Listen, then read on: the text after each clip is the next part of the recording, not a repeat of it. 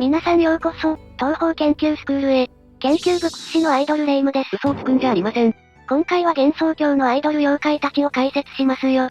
妖怪なのにアイドルって想像つかないけど、一体どんなキャラなのか楽しみだぜ。ライブをやったり追っかけがいるほどの幻想郷では人気のキャラたちなので楽しみにしててください。もし面白そうだと思ったらこの研究部に入部してくださいね。また、高評価だけでも押してくれるとモチベーションにつながるのでお願いするぜ。それでは、早速授業スタートです。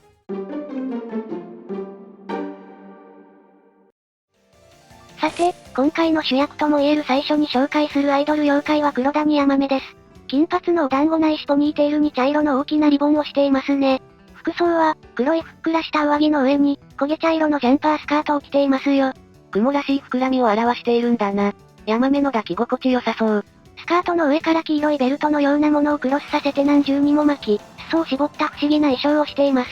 スカートの中身はモンスター娘属性持ちの絵師の間などでは、ぽっこりしたスカートの中に雲の足を隠しているという書かれ方も多いですよ。私が思うにあのスカートの中にはキスメが住んでいるのではと思うんですよね。それは無理やりすぎるだろ。幻想郷の地上世界から切り離された場所、地底世界のキュートや洞窟の奥底で活動しています。また、意外にも地上世界からこの地底世界へ封じられて落とされた妖怪の一人。ほう、こんな可愛い見た目なのになんで地底に落とされたんだ？それはなぜかというと土雲は病を操り、人間に感染症などの病気をかける能力を持っています。高確率で原因不明の高熱にうなされて食欲は激減してほっとけば衰弱死する可能性もあるからです。また少々好戦的で感染症などの病気を操るため、初めて会う相手にはほとんど嫌われていて、人間にとっては天敵なのですよ。ですがその凶悪な能力をむやみに使うことはなく、よく話をしてみると気さくで明るく楽しい、誰とでも友人になれそうなタイプの性格なんですよ。この明るい性格のおかげで見知った地底の妖怪たちからは人気者なんですよ。二つ名の暗い洞窟の明るい網の通り、暗い地底の妖怪にしては珍しく明るい性格なキャラだから人気があるのか。また地底から無事生還した人間の話によると話のわかる妖怪らしく、性格もいいことがわかりますね。さらに、土雲は建築が得意で地上にこっそり出てくるようです。ほう、建築もできるなんてヤマメすごいぜ。積水ハウスもびっくりだろ。今積水ハウスは関係ないよね。妖怪の山に住む、カッパや天狗の依頼を受けて地上にできては、なんと一晩で建築を建てていくそうですよ。これだとヤマメは地底だけではなくて、地上でも密かに人気がありそうだな。一応薬師のエイリンのおかげで、ヤマメの感染病を治すことができますが、その病名をエイリンは最初にかかった場所の名前から取って、お蕎麦や A 型などと変わった名前を付けています。幻想郷屈指の天才も欠点があったとは。じゃあもし、外の世界でサイゼリアで感染者が出たらサイゼリア A 型ってことか。いやなんでサイゼリアなんだよ。ちなみに少々年寄り臭い話し方をします。人間とは珍しいね。地底に遊びに来たのかい？あそこは今お祭り騒ぎよ。誰も小話しないから楽しんでおいき。といったように、口調が結構年寄り臭いので、見た目に似合わずのロリババでしょう。ロリババなんて使うんじゃありません。ヤマメは二次創作では、普通の口調で書かれることが大半ですね。そしてなんと映像の通り、東方強力異分への参戦もすることができましたよ。ちなみに、ボスとしての登場のみでプレイヤブルキャラではないんだぜ。本編では何かとお腹を空かしている様子で、空腹を満たすために襲いかかってくるほか、鬼神たちや地獄の運営方法について物申していたりと旧地獄の住人らしい姿を見れますよ。そんなヤマメは二次創作では、地底のアイドルという名で通ってます。ヤマメは地底の住人の間で人気者、という設定があるため、そこからヤマメは地底のアイドルと思われるようになりました。公式ではアイドルとまでは言われていないんだけどね。二次創作では、場の賑やかし役や事情通など、主役というよりは脇役で輝くキャラ的なポジションが多いですね。ニコニコ動画では、ミクミクダンスによる可愛らしいダンスはもちろん、物語の中心となり活躍することもありますよ。また、アイドルらしく可愛い服を着て歌うものもあるようですね。私もアイドルのオーディション受けようかなと思ってるんですよ。へえ、霊夢部長どこに受けに行くんだ？NHK の料理もしながらアイドルするというものです。それ子供番組クッキングアイドルマインやないか。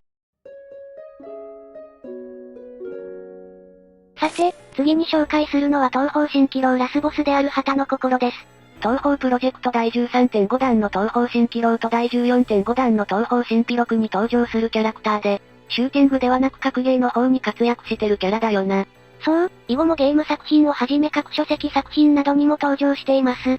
見た目として、嫁では薄紫色がかって見えるピンク色のロングヘアに、同じ色の瞳とまつげ。服装は青のチェックへの上着に長いバルーンスカート。アイドル妖怪はそのスカートが流行ってるの？上着には胸元に桃色のリボン、前面に赤の星、木の丸、緑の三角、紫の×のボタンがついていますね。ちなみに、登場時のモーションでは、この上着がめくれてへそ散らしていることがわかります。レイムさんにはできないですね。全部脱いだろか。冗談だって。また、プレイ映像を見てわかる通り、多数の面を周りに浮かべているのが特徴ですよね。これらの面は彼女の感情を司り、被った面によってその性格は様々に変化します。あの面によって性格が変わるんだな。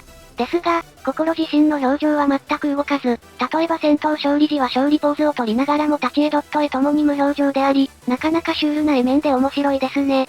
しかし、表情豊かなポーカーフェイスという二つ名の通り、セリフの方でははっきりと感情が出ていて、狸や仏像の真似をするなど子供っぽい節も見られますね。勝利時にも無表情のまま3段ガッツポーズを披露します。心かわいい。無表情のままですが、泣く、汗をかくといったことはできます。面は66種類あるそうですが、主に喜怒哀楽のものが使われていますね。元メジャーリーガーの松井秀喜と一緒じゃん。松井秀喜は背番号55ね。つけた面によって口調が変わりますが、基本的に一人称は私ですよ。ただし面の集合体的な意識があるのか、時々我々になることがあります。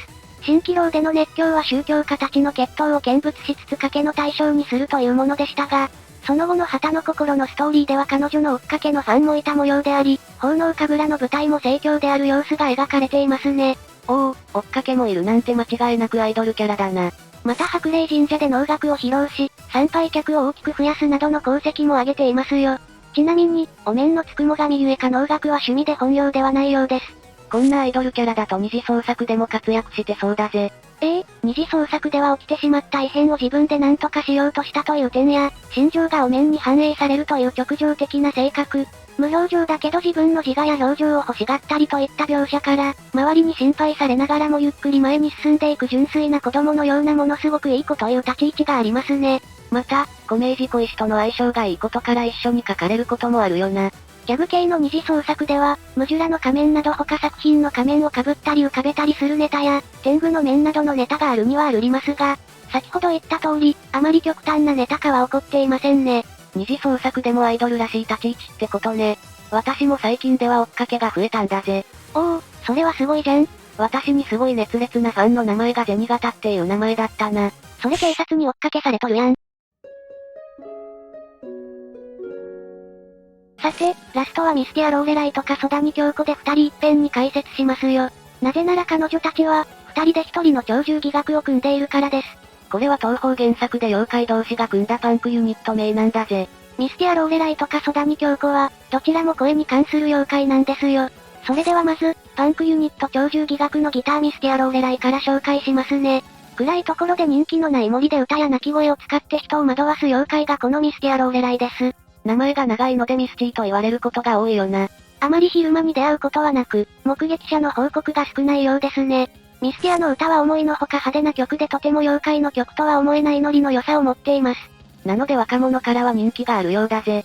しかし、プリズムリバー楽団と違って人間有効度はかなり悪いので、襲われる可能性もあるので注意しましょう。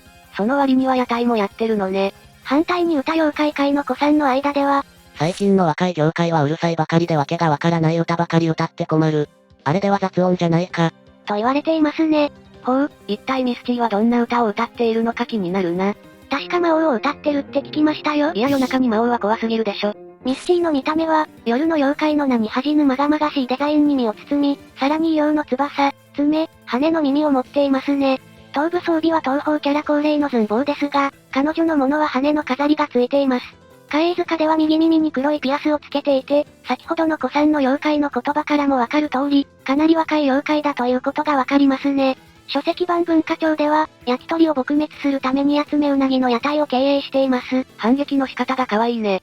さて、それでは鳥獣戯楽もう一人のメンバーにして、東方神霊廟の二面ボスを務めた笠谷京子を解説しますね。私たちが山に向かって大声を上げると、聞こえてきた声に対し、同じ言葉を大声で律儀に返事する妖怪なのです。古来からどこの山にもいるありふれた妖怪なんだぜ。楽しい声には楽しく返事をして、怒りの叫びには逆ギレで返事をする明るく楽しい妖怪ですが、近年では個体数が減りつつあるようです。なのでもともと山で暮らしていますが、妖怪として存在を認識されるために最近妖怪のためのお寺である妙蓮寺に入門しました。最近は山で叫ぶことなんて減ったもんな。今ではガチャで爆死してスマホの画面に向かって叫ぶぐらいですからね。わかる。それはさておき、ある特定の掛け声からは変わった返事が返ってくることがあるようです。すみませんだとこちらこそ。バカ野郎だとなんだとてめえ。1+1はだと無言。京子は算数が苦手なようです。京子かわいいな。この前後試しに3サイズはって聞いた時も無言でした。お前本当にやめとけ。新霊廟のストーリーでは、朝の早いうちから妙蓮寺の参道にてほうきで掃き掃除をしています。寺にやってきた人間には元気よく朝の挨拶をし、そして妖怪らしく襲いかかることもありますので注意してくださいね。とはいえ京子は、人間を襲うのもこのお寺の言用の一つと言ってはいるものの、早苗との会話では本気でこれがお坊さんの言用だと思っていたのかしらとも言っているので、これは単なる冗談らしいです。作中においては次期側が妖怪退治や戦闘に積極的な姿勢を見せたりしていたため、普段の京子が戦闘力のない一般人相手にも同じように襲いかかっているかはわからないですがね。ちなみに私は京子に襲われてもいいと思ってます。なんでレイムさんは法は絡めてるのでしょうか？仏門に入った理由は山彦としての本領が発揮できない状況に虚しさを覚えたため、妙蓮寺の掃き掃除は朝のお勤めのようで、他にも炊飯や迎え撃ちなどをしています。そんな声を出すことが得意な二人が組んだバンドが鳥獣戯楽なんだな。そう、人間の里から白霊神社へ向かう道で定期的にゲリラライブが行われているようです。時間帯は人間が寝静まった真夜中に始まり賑やかな演奏が里にも響いてくるようですね。あやに取材された京子のコメントは、パンクっていうのは抑圧された不満を爆発させるものよ。魂の叫びなのよ。とのことです。確かにパンク系を歌ったらストレス解消にめっちゃなりそうだもんな。しかし、夜中に開催されているため近隣からは、騒音被害の苦情が多く寄せられていますね。騒音としか思えないノイズたっぷりの爆音、メッセージ性の高い歌詞と音程を無視したシャウト系の音楽とのこと。ミスティアがギターを、京子がボーカルを担当しています。若者の支持を集めているようですね。またライブは騒ぎたい妖精や不満のある妖怪たちで賑わっていますよ。まさかプリズムリバー以外にも音楽系で人気のバンドがあったとは。ちなみに、京子が修行している妙蓮寺の住職である清白蓮は弟子たちのことを信じきっていて、このことを知らなかったのですが、作中、霧雨マリサがそのことを報告したことで発覚しました。夜中にシャウトとあってはさすがのマリサも眠れないと苦情を言って、門下の修行僧である京子が人様に迷惑をかけていることを白蓮は知ったのです。さらに、ミスティアのことも重ねて教えられたため、東方部門九樹の対談後、発見次第二人仲良く目いっぱいお仕置きされる予定です。また八坂かな子も彼女たちの歌を聴いたらしいですが、聞くに耐えない断末魔のような声と、こちらも酷評ですね。とはいえ外の世界の私たちにはとても人気だよな。ニコニコ動画でも二人の演奏を再現していたり、4コマ漫画があったりと人気が伺えますね。私もこの解説していてバンドやってみたいなと思ってるんですよ。クッキングアイドルレイムやめての？下ネタラッパーズで行こうかと。さて、今回の授業はここまでにするぜ。なんかツッコミ入れてよ。視聴者さんの好きなアイドルキャラがいたら教えてくださいね。それではここまでご視聴ありがとうございました。ご視聴ありがとうございました。グッドボタンとチャンネル登録よろしくお願いします。